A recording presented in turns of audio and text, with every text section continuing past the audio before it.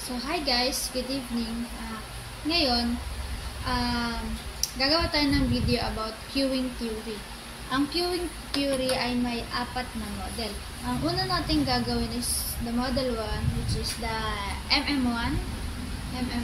So, recap muna sa queuing theory. Ang queuing theory daw is the studies about how line form and how they function and how they malfunction. And queuing theory examine every component of waiting in line, including the arrival process and the number of customer among others.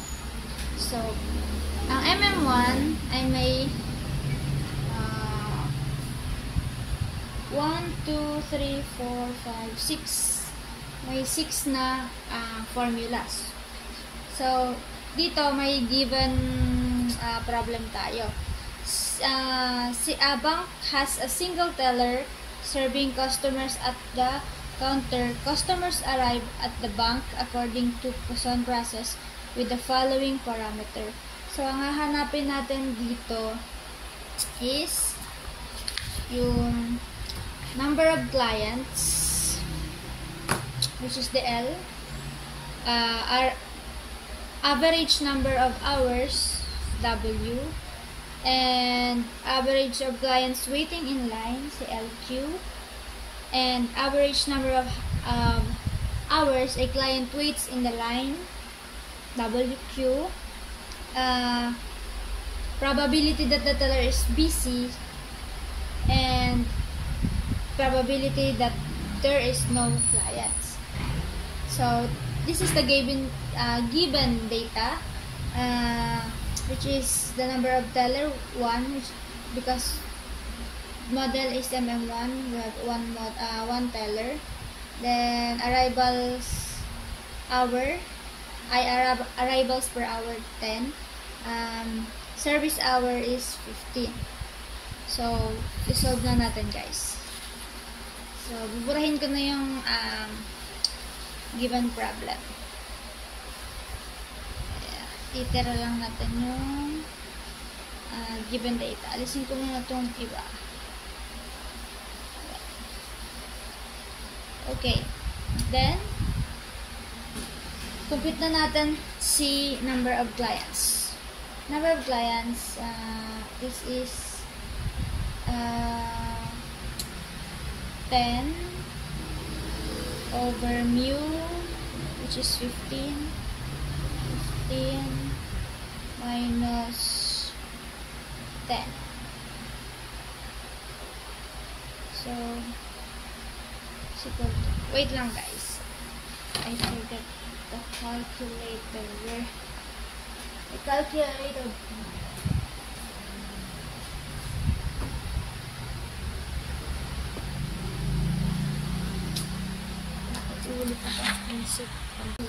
Next, si average waiting number of hours. W is equal to 1 over mu delta. Okay. It's equal to 1 over mu, which is 15 minus delta 10. So, calculator ulit. 1 over 15 minus 10. So, 1 over 15 minus 10 is equal to 0.2. So, average number of hours is 0.2.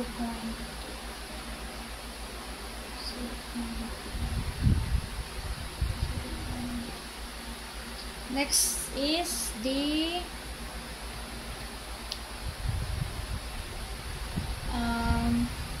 WQ, or the average number of hours a client waits in the line.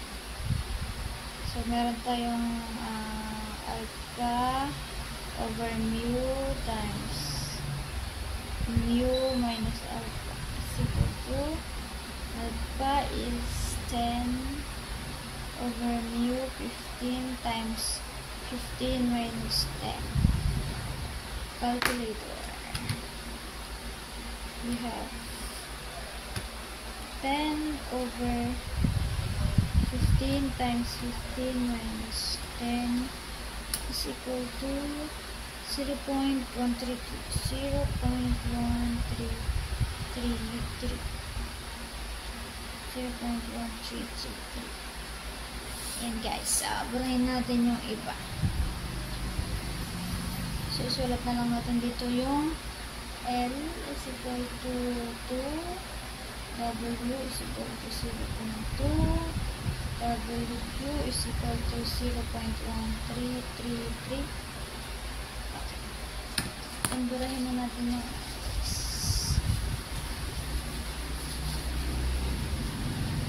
next naman is yung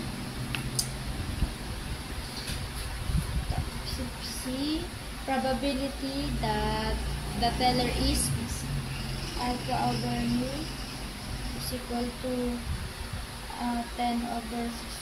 So 10 over 15, 10 over 15 is equal to 0.666. To 0.667. Naka-round out na siya. Sunod is the probability that there is no clients. So 1 minus alpha over mu. So it's equal to 1 over 10 over 15. 1 minus 10 over 15.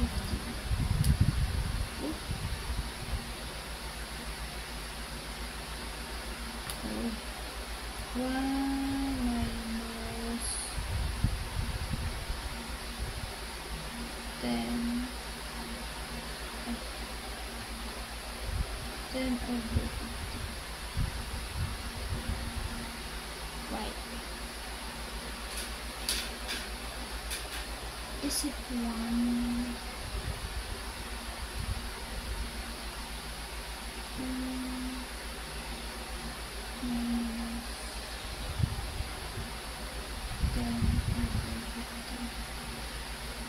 It's 0.33. 0.3333. So, see, probability that the teller is busy is 0.6667, and the probability that there are no clients is 0.3333. Next naman. Yeah. Kailangan natin guys ng example number 2. Wait. So guys, ito naman yung example number 2 sa una nating data. So, hanapin naman natin ngayon is yung total service cost ng bank na ating kinocompute. Yung total cost ng per shift. Then, ang mga formulas na kailangan natin is total service cost per hour is M times CS. Then, total service per shift is TS over HR, or TS total service per hour times the given working hour. Tapos total working hour is equal to alpha WQ CW. Then total work shift TW per hour times the working hour per shift. Total cost per hour is TS over hour plus TW over hour per hour pala, sorry. Tapos total cost shift is equal to TS TS over shift plus total TW per shift.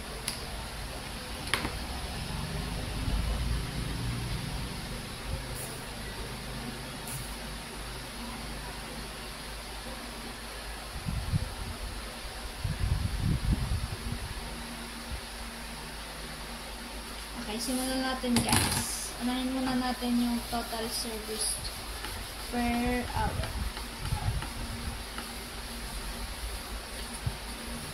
So, ang M natin dito guys is yung teller natin, which is 1.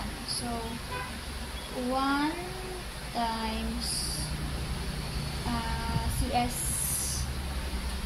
5 is equal to 1 times 5. 5. It's 5. Okay, lagay natin dito. TS over hour is equal to 5. Then, next naman is the total shift. Total shift per hour.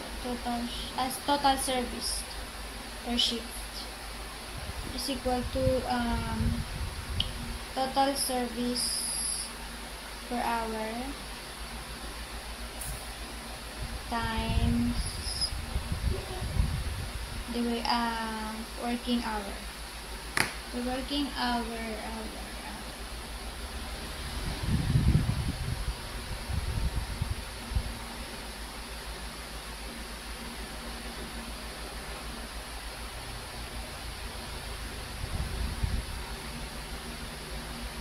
So 5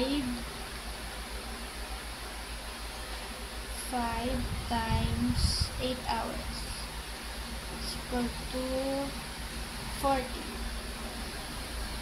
So total service per shift is equal to 40. Next is total waiting per hour. Alpha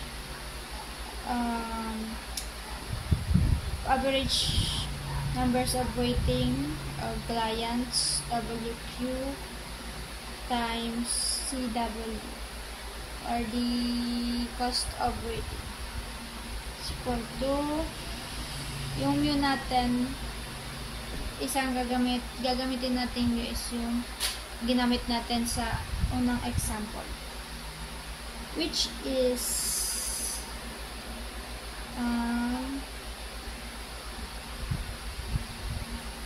wait lang guys, I forget the mu.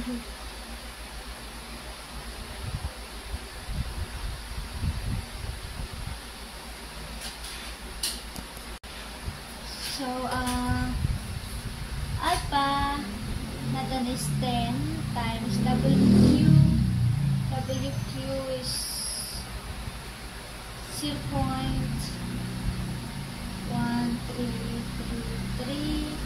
times CW is 6. Repeat 10 times 0.1333 times 6 and 7.998.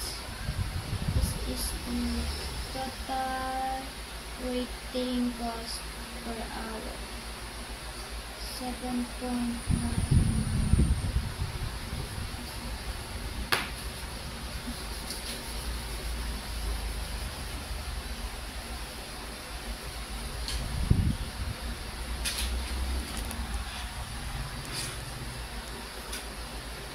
Next is the total cost per hour. Total cost per hour is equal to TS over hour plus TW per hour. Oh, I forgot that TW, or the total waiting cost per shift. TW over shift. Per shift is equal to TW per hour times the hour, which is 7.998 times 8 is equal to 7.998 times 8 is equal to 63.985.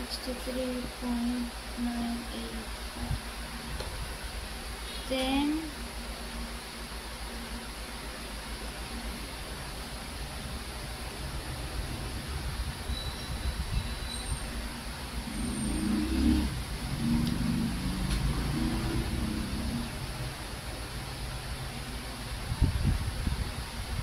lang guys, 0.10 times WQ 0.1333 times 6 7 here. Total waiting cost per shift is equal to 63.984. Okay, next is the total cost per hour is equal to TS per hour plus TW per hour. So TS per hour is 5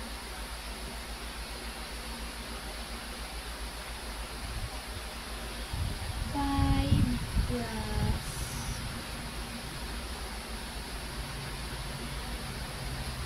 12.998.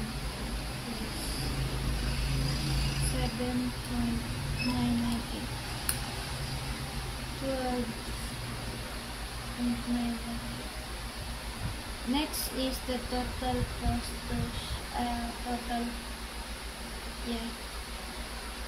per hour per shift equal to TS shift plus TW shift is equal to shift 40 plus 63.985 is equal to 40 plus 63.984 is equal to 103.984. Guys, nakuha na natin ang total cost per hour, 12.98. Total cost per shift is equal to 103.984. This is dollar. Per hour mo lang